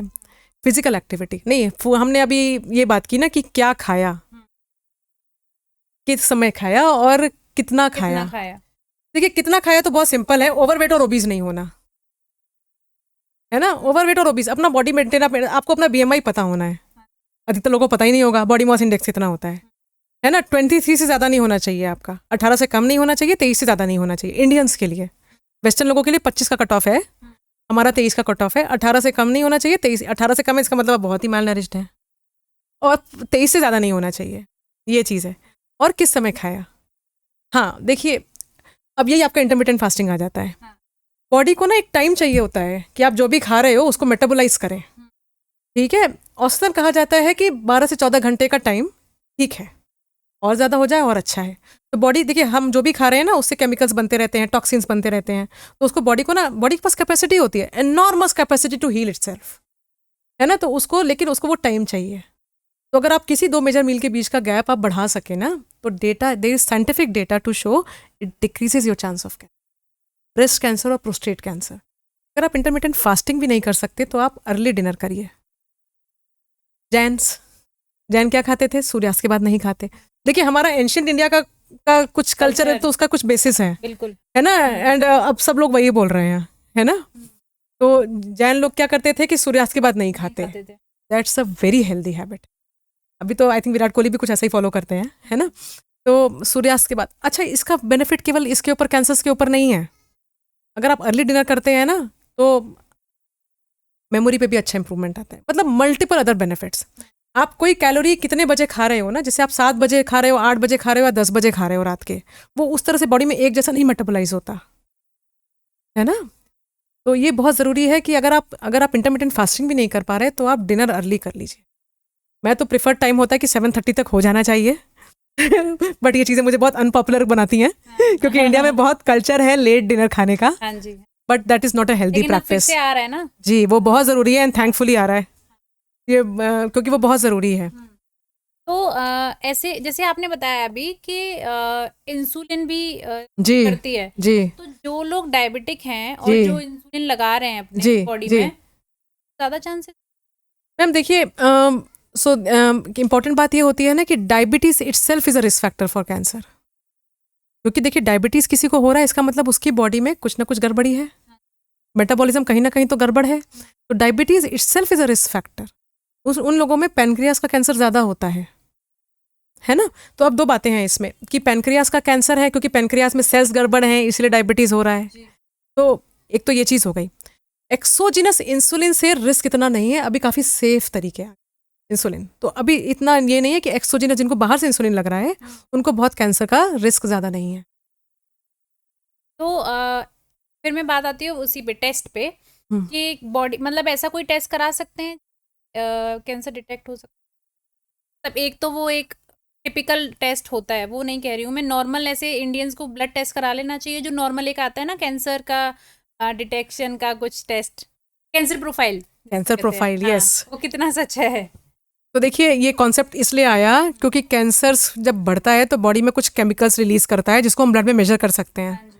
तो ब्लड में हमने तो पता चला कि ये प्रोस्टेट कैंसर है, तो पीएसए लेवल नाप लो, प्रोस्टेट स्पेसिफिक एंटीजन, कि जब प्रोस्टेट का कैंसर बढ़ता है तो ब्लड में पीएसए लेवल बढ़ता है। तो हमें इतना पता है कि 40 साल के बाद प्रोस्टेट कैंसर ज़्यादा होता है, तो हम 40 साल के बाद हर साल हम प्रोस्टेट कैंसर का वो टेस्ट करवा रहे हैं। और लेवल ज़्यादा आ जा रहा है तो फिर हम देखेंगे कि शायद कैंसर हो सकता है, तो हमने उसके कैंसर की जांच कर ली। तो एक तो ये होता है, एक इस तरह के लेवल केमिकल लेवल्स मेजरमेंट है, इसको हम ट्यूमर मार्कर बोलते हैं कि ट्यूमर से मार्कर्स हैं, है ना। तो प्रोस्टेट का पीएसए है। वैसे ही किसी को अगर गॉल ब्लैडर का कैंसर है तो उसमें केमिकल आता है CA 19.9। किसी को अगर इंटेस्टाइन का कैंसर है तो उसमें एक मार्कर आता है CEA, कार्सिनो एम्ब्रियोनिक एंटीजन बोलते हैं, थोड़े टंग ट्विस्टर्स हैं, है ना। तो अब प्रॉब्लम क्या है इनके साथ, कई बार जब कैंसर बढ़ता है बॉडी में होता है तो मार्कर्स नहीं बढ़ते। तो सपोज करो आपने टेस्ट करा लिए और आप तो खुश हो गए कि भाई हमारे तो मार्कर्स ठीक हैं, है ना। अब सपोज करो आपको किसी को प्रोस्टेट का कैंसर हो गया और उसके यूरिन में ब्लड आ रहा है, सपोज, है ना, वो सिम्टम था। हाँ जी। या फिर यूरिन, प्रोस्टेट ना जब बढ़ता है ना तो यूरिन पास ही नहीं होने देता, तो यूरिन आना बंद हो जाता है। बट उसने पीएसए कराया और उसने कहा वो लेवल तो ठीक है, तो हो सकता है वो तो घर पे आराम से बैठ जाएगा। तो एक तो ये प्रॉब्लम है कि जो डिजीज़ का एक्सटेंट है और डिजीज़ है कि नहीं वो कई बार इन चीज़ों से कोरिलेट नहीं करती, एक तो ये प्रॉब्लम है। दूसरा प्रॉब्लम क्या है ना कि अगर सपोज हर कैंसर के लिए मार्कर नहीं है, ब्रेस्ट कैंसर का कोई मार्कर नहीं है, लंग कैंसर का कोई मार्कर नहीं है, तो आप कैसे डिटेक्ट करोगे। अच्छा, आजकल अल्ट्रा सेंसिटिव टेक्निक्स आ गई हैं इसके, तो आप जो कैंसर प्रोफाइल बोल रहे हो ये है। तीसरा प्रॉब्लम इनके साथ और क्या है ना कि ये ना बहुत नॉन स्पेसिफिक होते हैं, कुछ इन्फेक्शंस में भी मार्कर बढ़ जाते हैं, केवल कैंसर्स में नहीं बढ़ते। हाँ हाँ, प्रोस्टेट का इन्फेक्शन होगा तो उसमें भी पीएसए बढ़ सकता है, हाथ का इन्फेक्शन होगा उसमें भी सीए बढ़ सकता है। तो एक तो आजकल क्या हो रहा है ना, बहुत सारी लैब ना कॉम्प्लीमेंट्री करके दे देती हैं कि चलो भाई साहब आप ये भी करा लो, साथ में हम आपका फ्री में कर देंगे। और बेचारे लोग परेशान होकर हमारे पास आ जाते हैं कि मैडम हमारा तो ये मार्कर बढ़ा है, क्या हमें कैंसर है। So these are the problems with these markers, okay. But हाँ, आजकल कुछ देखिए साइंस भी काफ़ी इवॉल्व हो गया है, अल्ट्रा सेंसिटिव टेक्निक्स आ गई हैं कि देखिए कैंसर, जैसे मैंने आपको बताया कि डीएनए का प्रॉब्लम्स होता है, कैंसर सेल्स भी बॉडी में बनती टूटती रहती है, वो कुछ ना कुछ सेल्स ब्लड में जाता रहता है, कुछ ना कुछ डीएनए ब्लड में जाता रहता है। तो अब ऐसे मेथड्स आ गए हैं कि ये डीएनए और या जो ब्लड में सेल्स घूम रहे हैं इनको पकड़ लें कि ये काफ़ी ना ये डीएनए लेवल्स के टेस्टर होते हैं। काफ़ी सारे टेस्ट, एक तो ये पहले चक्कर था कि मतलब बहुत ही लेटेस्ट टेक्नोलॉजी है, बहुत सारी लैब्स क्लेम करती हैं लेकिन few labs are actually doing it. FDA approval भी हो चुका है, कम से कम 30 कैंसर्स ब्लड में पकड़े जा सकते हैं before getting detected them in the scan और सिम्टम्स। मतलब कि स्कैन, कैंसर की गांठ बनी तो स्कैन में भी पकड़ में आ जा सकती है या सिम्टम्स हो सकते हैं, उससे पहले ही हम ब्लड में कुछ अल्ट्रा सेंसिटिव टेक्निक्स के जरिए, टेस्ट के जरिए पकड़ सकते हैं। अच्छा, बहुत लोगों के लिम्फ हो जाते हैं, नोड्स हो जाते हैं कहीं कहीं जी पे। जी, तो कभी कभी क्या होता है वो डर जाते हैं लोग कि कहीं कैंसर वाला नोड्स नहीं है जैसे ये। बच्चों में तो बहुत होते हैं लिम्फ हाँ नोड्स। तो बिल्कुल। तो क्या जो कैंसर वाला जो नोड्स होते हैं वो उसमें पेनफुल होता है या सो नहीं होता? देखिए कैंसर यूजुअली पेन नहीं करता है जब तक कि बहुत ज़्यादा बढ़ ना जाए।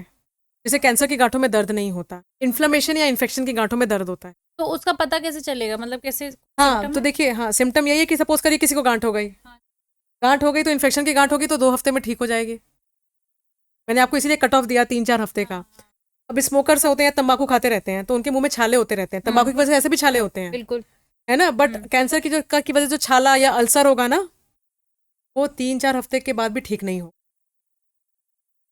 है ना। गांठ हो गई तो और वो बढ़ती जा रही है, बढ़ती जा रही है, 3-4 इन्फेक्शन की गांठ 3-4 हफ्ते में ठीक हो जाएगी। एल्डरलीज में बड़ा कॉमन प्रॉब्लम है, आजकल ना वेस्ट में कॉन्सेप्ट है स्क्रीनिंग का, आजकल तो नहीं, एक्चुअली पुराना कॉन्सेप्ट। उनको ये पता है कि उनकी पॉपुलेशन में ये कैंसर होता है, जैसे जापान को ये पता है कि उनकी पॉपुलेशन में स्टमक कैंसर होता है ना, अमेरिका को ये पता है कि उनकी पॉपुलेशन में ब्रेस्ट कैंसर होता है, उनकी पॉपुलेशन में इंटेस्टाइन कोलन का कैंसर होता है, और उनको इतना पता है कि कैंसर 40 साल से ऊपर, 50 साल से ऊपर ज़्यादा होता है। तो वो कहते हैं कि भाई इन्होंने अपना बर्थडे सेलिब्रेट किया, इनका 50वां बर्थडे हो गया, अब चल के इनका स्क्रीनिंग करवा दो, है ना। स्क्रीनिंग का कॉन्सेप्ट ये है कि सिम्टम से पहले ही हम बीमारी पकड़ लें, तो वो कोलोनोस्कोपी करवा देते हैं। कोलोनोस्कोपी मतलब दूरबीन द्वारा आंत की जांच। कनाडा में भी होता है ब्रेस्ट, हाँ। वहाँ पे ब्रेस्ट कैंसर ज्यादा होता यस, है नहीं, ऐसे हर ऐसे। कंट्री में होना चाहिए, इंडिया में हाँ। कम है। तो देखिए इस इंटेस्टाइन के Population भी तो कैंसर की reason ना हो सकता है। Population, okay. कैंसर के बारे में बहुत इंटरेस्टिंग चीज़ होती है जो लोगों को पता नहीं। कैंसर कभी एक दिन में नहीं बनता बॉडी में, आपको पता है एक दिन में चल सकता है, बनता कभी एक दिन में नहीं है। इसीलिए ये यही इसीलिए किया जाता है। जैसे आंत का कैंसर है, क्या होता है ना, देखिए सेल्स कभी एक दिन में नहीं खराब हो, ये ना फेज होता है कि आज आपकी हेल्दी सेल्स थी, फिर थोड़ी खराब हुई, डीएनए थोड़ा खराब हुआ, फिर थोड़ा और खराब हुआ, फिर कहते हैं कि कुछ सेल्स में कुछ ऐसी खराबी हुई कि हम कहें कि ये तो प्री कैंसरस फेज में चली गई है, यानी कैंसर से पहले वाली। जैसे कहते हैं ना कि ये कहते हैं कि चाइल्डहुड, एडल्टहुड, ओल्ड एज, तो जैसे हर इंसान की भी ना वैसी वैसी कैंसर सेल्स की ना एक एक जर्नी होती है। तो ना ये बहुत सारे फेजेस होते हैं, फिर प्री कैंसरस फेज होता है, फिर कैंसरस फेज होता है। तो आजकल ऐसी टेक्निक्स आ गई हैं। अब देखिए हम सर्वाइकल कैंसर के लिए पेप्समियर करते हैं, पेप्समियर में आप मोस्टली आप कैंसर नहीं पकड़ते, आप प्री कैंसरस चेंजेस पकड़ते हैं, क्योंकि कैंसर ना कभी एक दिन में नहीं होता, वो कम से कम 5-6 साल किसी एक फेज में रहेगा, तब जाके वो कैंसर पकड़ते हैं। कोलोनोस्कोपी से लोग क्या करते हैं, क्या होता है ना, जब कैंसर इंटेस्टाइन में डेवलप होता है ना, तो सीधे कैंसर नहीं डेवलप होता, पहले गांठें छोटी छोटी बननी, तो पॉलिप्स बोला जाता है। पॉलिप बना फिर कैंसर बनता है, पॉलिप बहुत साल तक बना रहता है, तो वो इसलिए स्क्रीनिंग करते हैं कि भाई हम स्क्रीनिंग करके पॉलिप ही रिमूव कर दें पहले ही। हाँ, वो गांठें रिमूव कर दें ताकि उसमें कैंसर बने ही ना, है ना। तो ये कॉन्सेप्ट है। पेप्समियर आप करवा रहे हो सर्वाइकल कैंसर के लिए, पेप्समियर वो भी लोग नहीं करवा रहे इंडिया में, अलग बात है, but pap smear decreases the chance of cancer, cervical cancer developing further. क्योंकि हम क्या करते हैं कि वो उसमें से सर्विक्स का एक सैंपल ले लेते हैं और हम देख लेते हैं कि उसमें कुछ ऐसी एबनॉर्मैलिटीज तो नहीं है जो आगे कैंसर बन, कैंसर भी पकड़ सकते हैं अगर किसी को हो गया हो, लेकिन ऐसी चेंजेस पकड़ लें कि हाँ भाई वो आगे तो कैंसर डेवलप होने का चांस है। तो that is the concept of cervical cancer screening. अच्छा मैम, सबसे ज्यादा खतरनाक वाला कैंसर कौन सा होता है जो बहुत मुश्किल है उसको मतलब इंसान को ही इंसान को बचाना, देखिए पहली बात तो ये है कि कोई भी कैंसर खतरनाक है अगर वो 4th स्टेज में है ना, यानी कि अगर वो फैला हुआ कैंसर है ना, क्योंकि उसको क्योर करना डिफिकल्ट है। तो ये, लेकिन हाँ कुछ कैंसर ज़्यादा एग्रेसिव होते हैं, कुछ कैंसर कम एग्रेसिव होते हैं, ऐसा भी है ना। तो जैसे कि पैनक्रियास का कैंसर बहुत एग्रेसिव होता है। पैनक्रियास हमारे जहाँ पे सिचुएटेड है बॉडी में, वहाँ पे ना ब्लड वेसल्स जाती हैं, तो उसकी ब्लड में जाने की टेंडेंसी बड़ी जल्दी होती है, तो फैलने की टेंडेंसी जल्दी होती है। मतलब शुरुआती अवस्था में यहाँ पे भले ही रहेगा, लेकिन ब्लड सर्कुलेशन में सेल्स चली जाती हैं। तो पैनक्रियास का कैंसर, गॉल ब्लैडर का कैंसर, अनफॉर्चुनेट बात ये है कि इंडिया में गॉल ब्लैडर कैंसर बहुत कॉमन है। जो ये वाली जहाँ गैंजेस, जो गंगा नदी है ना, जिस भी एरिया में रन करती है वहाँ गॉल ब्लैडर का कैंसर बहुत है। ऐसा क्यों? जी, कैसा ऐसा क्यों, ये तो यक्ष प्रश्न है। लेकिन कुछ थ्योरीज हैं। एक तो पेस्टिसाइड्स और फर्टिलाइजर्स का यूज़, वो एक रीज़न हो सकता है। दूसरा, इस एरिया में ये थ्योरी है कि यहाँ पे जो सरसों का तेल जिसमें कुकिंग होती है वो इस एरिया में बहुत कॉमन है। जैसे दिल्ली हो गया, उत्तर प्रदेश हो गया, वेस्ट बंगाल हो गया, बिहार हो गया, तो सरसों के तेल में मिलावट होती है। तो एक तो ये है कि जो आप जो खाना खा रहे हैं, और साथ में कि जो तेल है जिसमें कुकिंग हो रही है उसमें मिलावटी ऑयल बहुत इस्तेमाल होता है। बट ये बात सत्य है कि गॉल ब्लैडर इस रीजन में बहुत कॉमन है। अच्छा, दुनिया में इंडिया में तो स्टोन इतने ज्यादा होते हैं, गॉल ब्लैडर निकल जाता है। देखिए ऐसा करना चाहिए, अभी तो गवर्नमेंट ऑफ इंडिया को इनिशिएटिव लेना चाहिए, लेकिन ये बहुत सैड बात है। क्योंकि देखिए तेल और खाना कुछ ऐसी चीज़ है जो आप शायद अवॉइड नहीं कर सकते, और बचपन से ही ये एक्सपोजर स्टार्ट हो जाते हैं कि तेल तो जब इंसान 6 महीने का बच्चा हुआ और उसके बाद ही हो जाती है, तो एक्सपोजर जल्दी स्टार्ट हो जाता है। रिफाइंड तो ऑयल कैंसर भी इसलिए जल्दी होता है, यानी यंग एज में होता है। रिफाइंड ऑयल यूज कर सकते हैं? देखिए अगर कुछ भी अनअडल्टरेटेड यानी जो मिलावटी नहीं है वो चीज़ें तो आप इस्तेमाल कर सकते हो, बट आपको इतना पता होना है कि क्या हेल्दी है बॉडी के लिए। एक लिमिट के बियॉन्ड कोई भी तेल अच्छा नहीं है। मतलब देखिए जो हेल्दी है वो हेल्दी है, है ना। तो ये है, तो मिलावटी सरसों का तेल, बहुत सारे हमारी जो एजेंसीज हैं आई थिंक उनको इस बारे में काफ़ी कुछ करना चाहिए। हाँ, हम लोग बात कर तो रहे थे कि इसके कौन सा अलावा aggressive तीसरा, होता है। हाँ इसके अलावा जो और ब्रेन का एक स्पेसिफिक ट्यूमर होता है जिसे ग्लायोब्लास्टोमा कहते हैं, GBM, बहुत एग्रेसिव ट्यूमर है। इस कैंसर में प्रॉब्लम ये होती है ना कि इसकी जड़ें होती हैं, तो ये पूरे ब्रेन को इन्फिल्ट्रेट कर लेता है, तो इसके वापस आने के रिस्क बहुत होता है। आप सर्जरी करके आपने ट्यूमर तो हटा दिया, पर वो जड़ों की वजह से वापस ग्रो कर जाएगा, है ना। तो इसमें रिकरेंसेस होती रहती हैं। अच्छा, ब्रेन एक ऐसा ऑर्गन है कि आप हर जगह आराम से सर्जरी भी नहीं कर सकते, पैरालिसिस का रिस्क हो सकता है बहुत सारा, तो इलाज भी मुश्किल है। तो ये चैलेंज है इस तरह के GBM नाम के ब्रेन किसी ट्यूमर भी के ब्रेन साथ। ट्यूमर का क्या सिम्टम हो सकता देखिए, ये इस बात पर निर्भर करेगा कि ब्रेन में ट्यूमर हुआ कहाँ है, आगे का ट्यूमर का अलग सिम्टम, पीछे के ट्यूमर का अलग सिम्टम। लेकिन जो एक कॉमन सिम्टम हो सकता है, क्योंकि ब्रेन देखिए यहाँ पे हड्डियाँ हैं, बोन्स हैं, तो अगर जब ट्यूमर होता है ना तो ब्रेन के अंदर प्रेशर बढ़ता है, हेडेक स्टार्ट हो जाता है, हेडेक स्टार्ट हो सकता है। फिर उसके अलावा क्या होता है कि ब्रेन में जब सूजन होती है तो आंखों के ऊपर प्रेशर बढ़ता है, तो ब्लरिंग, दिखना कम हो जाता है, ब्लरिंग ऑफ विजन होता है। अच्छा, इसके अलावा और भी सिम्टम्स हो सकते हैं, जैसे किसी पार्ट में हुआ ट्यूमर तो वहाँ का ब्रेन ठीक से काम नहीं करेगा तो पैरालिसिस हो गया, सीजर, झटके आ सकते हैं। तो जब भी किसी को झटके आते हैं या किसी को सर दर्द बहुत लंबे समय तक है, हमेशा एक MRI होता है। सर दर्द तो बहुत सारी वजहों से होता है, बट अगर किसी का लंबा सर दर्द होता है तो हमेशा इसलिए हम एक MRI कर लेते हैं, क्योंकि हमेशा ये डाउट रहता है कि ब्रेन में कहीं ट्यूमर तो नहीं। तो है? ब्लड कैंसर से भी लोग बहुत डरते हैं, वो सच है। देखिए, ब्लड कैंसर बहुत तरीके का होता है। एक होता है क्रॉनिक वेरिएंट होता है, एक होता है एक्यूट वेरिएंट। एक्यूट यानी शॉर्ट ड्यूरेशन में डेवलप होता है, क्रॉनिक यानी लंबे ड्यूरेशन में। क्रॉनिक वेरिएंट इतने खतरनाक नहीं होते, इतने एग्रेसिव नहीं होते, बल्कि कुछ तो ब्लड कैंसर ये ऐसे होते हैं जिनको हम क्रॉनिक वेरिएंट्स बोलते हैं, CLL या CML बोलते हैं, कि कई बार तो आपको इनको इलाज भी नहीं करना होता, बहुत समय तक ये ऐसे ही चलते रहते हैं कि ब्लड काउंट्स बस अप नीचे। मतलब ये बात सुनने में अजीब लगे कि मैं ऐसा बोल रही हूँ कि कैंसर में इलाज नहीं करते, बट कुछ कैंसर्स ऐसे भी होते हैं कि हमें पता ही तो परेशान नहीं करेंगे, बड़े इंडोलेंट से हल्के से कैंसर हैं, डिबरी की तरह हैं। एक्यूट कैंसर्स या एक्यूट ब्लड कैंसर्स होते हैं, एक्यूट ल्यूकेमियास, ALL AML, ये बहुत एग्रेसिव होते हैं, ये जंगल की आग की तरह होते हैं, है ना। अच्छा, ये जंगल की आग की तरह होते हैं यानी बहुत एग्रेसिव। अच्छा, इनके सिम्टम क्या होते हैं? अगर देखिए ब्लड में कैंसर हो रहा है तो ब्लड काउंट्स फॉल कर जाएंगे ना, कुछ ब्लड काउंट्स बढ़ते हैं, कुछ कम हो जाते हैं। ब्लड काउंट, जो ब्लड सेल बढ़ेगी जिसका कैंसर है उसका काउंट तो बढ़ जाएगा, बट वो बाकी ब्लड के एलिमेंट्स को नहीं ग्रो करने देगी। देखिए, ब्लड का जो कैंसर होता है ना वो कहाँ डेवलप होता है? जहाँ ब्लड बनता है, उसको हम बोन मैरो बोलते हैं। तो बोन मैरो में तो हर तरह की सेल्स होती है, आपका हीमोग्लोबिन वहाँ बनता है, आपका प्लेटलेट वहाँ बनता है, आपकी डिफेंस की जो WBCs है वहीं बनती हैं।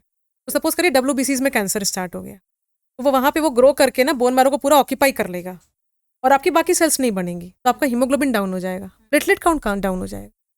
तो ब्लड कैंसर का सिम्टम क्या होता है कि किसी को कमजोरी शुरू हो गई, अच्छा इम्यूनिटी डाउन हो जाती है, क्योंकि जो सेल्स बन रही हैं उनके नंबर तो WBCs के ज़्यादा हैं, बट वो अपना काम नहीं करेंगी, है ना, क्योंकि वो तो एबनॉर्मल सेल्स हैं। तो इन्फेक्शन स्टार्ट हो जाते हैं, वीकनेस स्टार्ट हो जाती है। अच्छा, 5-6 दिन, 15 दिन, 20 दिन नहीं, आप हाई ग्रेड बुखार आने लगता है, गांठें बननी शुरू हो जाती हैं। आप चले गए डॉक्टर के पास, सपोज करिए बच्चे हैं, ब्लड कैंसर बहुत सारे बच्चों में कॉमन, डॉक्टर के पास गए, ब्लड टेस्ट किया, उसमें सैंपल में पता चल जाएगा हीमोग्लोबिन इतना कम है, प्लेटलेट इतना कम है, WBC इतनी हाई है। तो आप ब्लड कैंसर के साथ अच्छी बात यह है कि एक सिंपल से ब्लड टेस्ट के आप पकड़ सकते हो ब्लड कैंसर। कि किसी को भी आया कि बुखार हो गया है, ठीक नहीं हो रहा, हाई ग्रेड फीवर, बच्चा इतना कमजोर क्यों हो रहा है, इतना पेल, इतना पीला क्यों पड़ रहा है, आपने क्या ब्लड टेस्ट कराया, पता चला। ब्लड कैंसर्स में एक तो दिक्कत यह है कि बहुत एग्रेसिव होते हैं, क्योंकि ब्लड देखिए आपका बॉडी में हर जगह जा सकता है, राइट, तो ये कैंसर हर जगह जाते हैं। बट अच्छी बात यह है कि मॉडर्न टेक्निक्स और साइंस की वजह से 80% ऑफ एक्यूट ब्लड कैंसर्स बिल्कुल ठीक हो जाते हैं, ये अच्छी बात भी है। अच्छा मैम, कुछ मिथ हैं कैंसर को लेके, मैं वो पूछूंगी, आप प्लीज बताइएगा। कैंसर है वो बहुत पेनफुल होता है? कैंसर पेनफुल, देखिए कैंसर अगर पेनफुल होता तो एक्चुअली मैं बताऊं ये अच्छी बात होती, क्योंकि अगर किसी को पेन होता है तो आप डॉक्टर के पास जल्दी चले जाते हो, है ना। तो अगर सपोज करो यहाँ पे गांठ डेवलप हो गई तो लोग तो छोड़ देते हैं, तो ठीक हो जाएगी, इसमें तो दर्द भी नहीं हो रहा।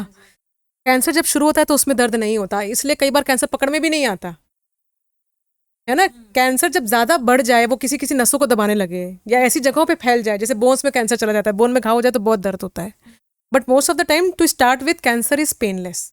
ब्रेस्ट की गांठ इसीलिए लोग निग्लेक्ट भी करते हैं कि ब्रेस्ट की गांठ है, कोई दर्द नहीं है, तो छोड़ देते हैं, फिर जब बढ़ के वो घाव हो जाती है तब वो अस्पताल डॉक्टर के पास जाते हैं।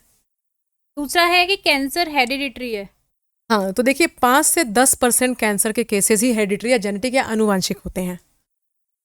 तो कैंसर अधिकतर नहीं। अच्छा, क्या कैंसर स्ट्रेस से भी देखिए यस, सो इसमें दो तरीके हैं, दो बातें इंपॉर्टेंट हैं। एक तो स्ट्रेस डेफिनेटली, जैसे मैंने आपको कहा कि आपके बॉडी मेटाबॉलिज्म को जो भी चीज़ इम्पैक्ट करेगी वो डेफिनेटली आपके कैंसर के रिस्क को बढ़ाएगी। लेकिन हाँ, स्ट्रेस को नापना क्वांटिटेटिव मैनर में बहुत डिफिकल्ट होता है। किसी को कम स्ट्रेस है या किसी को ज़्यादा स्ट्रेस है, ये बात आप कैसे डिफरेंस करके आप कैसे नाप के बता सकते हो? तो इसीलिए स्ट्रेस का कितना इम्पैक्ट है इसको देखना बहुत डिफिकल्ट है। लेकिन हाँ, इसके बारे में तो साइंटिफिक डेटा है कि stress definitely causes problems including cancer. और स्ट्रेस से कौन से एनी कैंसर, एनी कैंसर। अच्छा, पहले बहुत एक ये भी मिथ है कि प्लास्टिक बॉटल से पानी पीने से भी कैंसर हो सकता तो देखिए, लोग कहते हैं कि जब प्लास्टिक बॉटल में आप पानी पीते हो, स्पेशली अगर पूरे दिन रखा है, पानी गाड़ी में रख के गर्म हो गया, तो कहते हैं कि ना उसमें माइक्रो प्लास्टिक के जो मॉलिक्यूल्स होते हैं वो लीच करते हैं और उसकी वजह से कैंसर होता है, ऐसा लोग कहते हैं। देखिए, जो साइंटिफिक डेटा है वो इस बारे में अभी स्ट्रांग नहीं है। है। अच्छा, वो माइक्रो प्लास्टिक से न्यूमरस हेल्थ हैजार्ड्स तो डॉक्यूमेंट हो रहे हैं, बट कैंसर के बारे में अभी तक कुछ वो नहीं आया, एसोसिएशन बहुत स्ट्रांग लिंक नहीं आया है। That is also true about the microwave and this, जो ये होती है आपकी नॉन स्टिक। अच्छा, नॉन स्टिक के बारे में ये था ना कि जब पहले टेफ्लॉन की कोटिंग यूज़ होती थी, तो टेफ्लॉन की कोटिंग तो यूज़ होती ही है, उसमें ना कुछ केमिकल्स थे, उनके बारे में ये पाया गया कि कुछ केमिकल्स ऐसे होते हैं टेफ्लॉन में जो कि कैंसर के रिस्क को बढ़ाते हैं। बट क्या उनका अमाउंट इतना है कि वो जब बॉडी में जाएंगे तो कैंसर हो ही जाएगा? इसके बारे में देखिए, पहला एक कोई साइंटिफिक एविडेंस नहीं है। अच्छा, 2013 के बाद टेफ्लॉन की जो भी कंपनीज टेफ्लॉन युक्त बर्तन बना रही थी, उन्होंने वो केमिकल हटा दिया। तो मेरे ख्याल से अभी जो करंट मार्केट में जो आपके पास नॉन स्टिक कुकवेयर है उसमें तो वो रिस्क नहीं है। लोग माइक्रोवेव के बारे में भी देखिए, माइक्रोवेव से दो चीज़ें हैं। एक तो माइक्रोवेव में आपको एक स्पेसिफिक तरह के बर्तन इस्तेमाल करने हैं, है ना। अगर आप कुछ ऐसा सामान यूज़ करते हैं, प्लास्टिक की बात ले लो, है ना, लोगों को लगता है कि कुछ भी खाना बाहर से आया आपने उन्होंने रख दिया उसको जस का तस, तो that plastic is not healthy. ठीक है, कैंसर कितना करेगा नहीं पता, but that plastic is not healthy. आपको माइक्रोवेव की कुकिंग माइक्रोवेव वाले यूटेंसिल्स में ही करनी चाहिए। हाँ, बट कैंसर पे माइक्रोवेव का अभी कुछ स्ट्रॉन्ग डेटा नहीं है। क्या मोबाइल बहुत ज्यादा यूज करने से भी नहीं, क्या बट लेकिन मैं सोच रही हूँ कि मैं बोलूँ कि हो सकता है, ताकि जो मैं मोबाइल का ज़्यादा इस्तेमाल करते हैं। हाँ जी, देखिए, दो चीज़ें होती हैं, एक तो होता है कि डायरेक्ट लिंक तो लेकिन नहीं है, पर इनडायरेक्ट चीज़ें हैं। क्योंकि इशू क्या है ना कि सपोज आप देर रात तक मोबाइल देखते हैं तो आपका स्लीप क्वालिटी इम्पैक्ट होगा उससे, राइट। आपकी नींद कैसी होती है, आप कितनी देर तक मोबाइल देखते हैं, इस बात पर निर्भर करती है और कितनी रात तक देखते हैं। अगर आपका स्लीप ठीक नहीं है तो जाहिर सी बात है आपके बॉडी के मेटाबॉलिज्म के लिए ठीक नहीं। लेकिन हाँ, all about metabolism, body metabolism, खराब होगा यस, तो कैंसर इसीलिए एक्सरसाइज बहुत ज़रूरी है। अभी डेटा है कि अगर आप आधे घंटे भी ब्रिस्क वॉक कर रहे हैं हफ्ते में 5 दिन, आपके कैंसर के रिस्क को कम किया जा सकता है जी। तो जो ब्रेस्ट कैंसर को लेके धारणा वो है कि ब्लैक ब्रा और अंडरवायर जो ब्राज होती हैं उनकी ये तो पता वजह नहीं से किसने कैंसर बोला, हो सकता है। मेरे ख्याल से ये कुछ मार्केटिंग वो थी कि किसी ने सोच लिया होगा कि भाई इसकी तो मार्केटिंग कम करनी है तो ऐसी चीज़ें वो उड़ा दो, इसमें तो कोई तथ्य नहीं है। कोई ऐसा रीजन और लोग कहते थे बीच में ये भी एक ये बात भी फैलने लगी कि अगर पर्स जो लगती हैं लेडीज लगती है ना, बहुत लोगों की लेडीज की टेंडेंसी होती है ब्लाउज में रखने की, उससे भी कैंसर होता है या नहीं? नहीं, ऐसा भी नहीं है मैम। क्योंकि हेल्दी एक नॉर्मल हेल्दी लाइफस्टाइल मतलब जो होती है वो भी इम्पोर्टेंट है, जैसा हमने पूरे पॉडकास्ट से पता चला। दूसरा, जो टेस्ट जो हम कराते हैं नॉर्मल टेस्ट, ऐसे कौन से टेस्ट हैं जो आपको बताते हैं कि ये लीड करता है कैंसर को? बहुत अच्छा सवाल है। देखिए, अगर आप सिंपल ब्लड टेस्ट करवा लीजिए। अगर आपका कोलेस्ट्रॉल लेवल हाई है, ट्राइग्लिसराइड्स लेवल हाई है, अगर आपका ब्लड प्रेशर हाई है, अगर आपका HbA1c हाई है, या फिर अगर आपको डायबिटीज़ है, फिर आजकल एक मार्कर आ गया है HSCRP, अगर वो जो कि मार्कर ऑफ इन्फ्लेमेशन बोलते हैं, अगर वो परसिस्टेंटली रेज्ड है या CRP रेज्ड है, तो इसका मतलब ये है कि बॉडी में कुछ गड़बड़ियाँ हैं जिसकी वजह से आपका मेटाबॉलिज्म यानी कि गड़बड़ है। बॉडी मेटाबॉलिज्म गड़बड़ है तो कैंसर का रिस्क ज़्यादा हो सकता है। तो अगर आप पीरियोडिकली जैसे 1 in 3 months या 6 months ये टेस्ट करवाते हैं और आपको ये मिलता है कि इन ब्लड टेस्ट में कुछ भी एबनॉर्मेलिटी है या ब्लड प्रेशर नाप रहे हैं वो हाई है, तो इसका मतलब कि बॉडी में दिक्कत है और कैंसर होने का रिस्क है। इसके अलावा एक और चीज़ नाप सकते हैं, वज़न। अगर आपका वज़न ज़्यादा है, ओबेसिटी या ओवरवेट है, जैसा कि मैंने BMI का नाम लिया, BMI अगर 23 से ज़्यादा है तो कैंसर होने का रिस्क। मैम, क्योंकि आप कीमोथेरेपी करते हो, आप एक्सपर्ट हो उसमें, तो प्रोसेस है क्या ये कीमोथेरेपी, और ये क्या कैसे मतलब जो कैंसर की सेल्स हैं उनको मतलब मारता है ना। जी, तो देखिए कीमोथेरेपी का मतलब ये होता है कि कीमो यानी केमिकल्स, है ना? इंजेक्शन से दी जाने वाली दवाइयाँ होती हैं। तो जैसे कि कैनुला लगा दिया, कीमोथेरेपी का कुछ एक केमिकल था, उसको हमने सलाइन या पानी में मिला लिया और उसके बाद हमने उसको एडमिनिस्टर कर दिया। जैसे हम शुगर ग्लूकोज देते हैं, है ना? इंट्रावेनस फ्लूइड्स देते हैं। प्रोसेस इतना ही सिंपल है ना? कीमोथेरेपी कैसे काम करती है? कीमोथेरेपी बहुत इंटरेस्टिंग तरीके से काम करती है। कैंसर सेल्स ग्रो करती हैं, यानी कि वो हमेशा मल्टीप्लाई करती रहती हैं। ये आइडेंटिफाई करती है कि कौन सी सेल मल्टीप्लाई कर रही है, तो उसी को जाके ये मार देती है। साइड इफेक्ट भी इसी वजह से आती हैं। लोगों को लगता है ना कि हेयर लॉस हो रहा है, नोजिया वॉमिटिंग हो रही है, क्योंकि बॉडी में ये सारी सेल्स भी होती हैं जो कि रैपिडली मल्टीप्लाई कर रही होती हैं। तो जिस वजह से अच्छा इफेक्ट आ रहा है, उसी वजह से साइड इफेक्ट आ रहे हैं, है ना? तो ये कीमोथेरेपी ऐसे काम करती है। मैंने इम्यूनोथेरेपी का नाम लिया। इम्यूनोथेरेपी बॉडी की स्पेसिफिक इम्यूनिटी को बढ़ाती है, जो कि जाके कैंसर सेल्स को खत्म करती है। तो कीमोथेरेपी और इम्यूनोथेरेपी चाहते तो दोनों ही कैंसर का खात्मा करना, लेकिन ये अलग तरीके से काम करते हैं। आजकल एक लेटेस्ट कॉन्सेप्ट और आ गया है टारगेटेड थेरेपी का। ये सबसे लेटेस्ट कॉन्सेप्ट है और ये क्या है? देखिए, मैंने बताया कि कीमोथेरेपी तो उन सेल्स को मारेगी जो कि रैपिडली मल्टीप्लाई कर रही है, ग्रो कर रही हैं, है ना? इम्यूनोथेरेपी को तो इम्यूनिटी से काम मतलब है। टारगेट थेरेपी जाके देखेगी कि उस कैंसर सेल के ऊपर क्या कुछ टारगेट है और उसको जाके बाइंड कर लेगी। मतलब ये कमरा तो है, कमरे में दरवाजा, दरवाजे की ताले की चाबी, वो होती है टारगेट थेरेपी। टारगेट थेरेपी का फायदा ये है कि ये बहुत ही स्पेसिफिक होती है, तो इसमें कीमोथेरेपी के कंपेरिजन में साइड इफेक्ट्स कम होते हैं। इसीलिए आजकल हम कैंसर्स के सेल्स पे, टिश्यूज पे हम ऐसे टेस्ट लगाते हैं ये देखने के लिए कि कौन कौन सा टारगेट है और उसके लिए हम कोई टारगेट थेरेपी दे सकते हैं। ये आजकल कैंसर्स में एक बहुत ही नया कॉन्सेप्ट है, इसको टारगेट थेरेपी बोलते हैं। और कीमोथेरेपी जब होती है तो कितना लॉन्ग चलती है?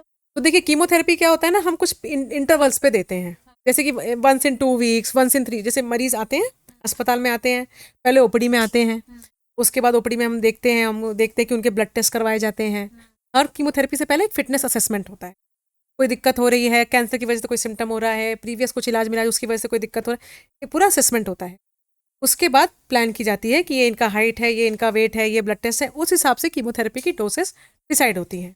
50 ग्राम देना है या 25 ग्राम देना है या मिलीग्राम, 25 मिलीग्राम। कीमोथेरेपी में जो मेडिसिन है वो हर कैंसर के लिए सेम है या अलग अलग है? देखिए कम से कम 40-50 से ज़्यादा कीमोथेरेपी की दवाइयाँ हैं। दो तीन कीमोथेरेपी की दवाइयाँ इस कैंसर में दी जाती हैं, 2-3 इसमें दी जाती हैं, है ना? तो ऐसे ही हर कैंसर के स्पेसिफिक प्रोटोकॉल्स बने हुए हैं। तो जब मरीज़ हमारे पास आते हैं, हम मरीज़ को देख के, ब्लड टेस्ट देख के, मरीज़ की कंडीशन देख के ये डिसाइड करते हैं कि इनको क्या डोज लगनी चाहिए। उसके बाद पेशेंट जो है वो अस्पताल में जाके दवाइयाँ लगवाते हैं। इंजेक्शन की दवाइयाँ होती हैं तो उनका एडमिशन होता है।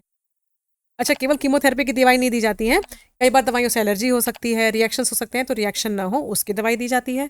कोई दूसरी प्रॉब्लम, दर्द ना हो, जैसे आपको लगता है कि बहुत सारी कीमोथेरेपी से दर्द होते हैं, तो उसमें दर्द की दवाई दी जाती है, जिसमें भी अगर ऐसा लगे कि दर्द हो सकता है, या फिर ऐसा कि अगर उल्टी ना आ जाए तो उल्टी ना हो उसकी भी दवाइयाँ दी जाती हैं।